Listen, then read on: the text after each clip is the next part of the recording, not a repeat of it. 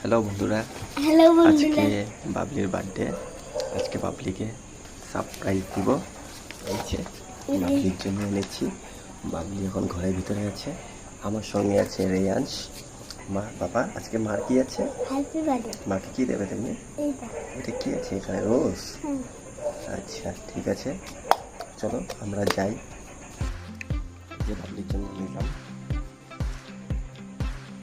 Gift. রেয়াজ, তোমার হাতে কি আছে দেখি?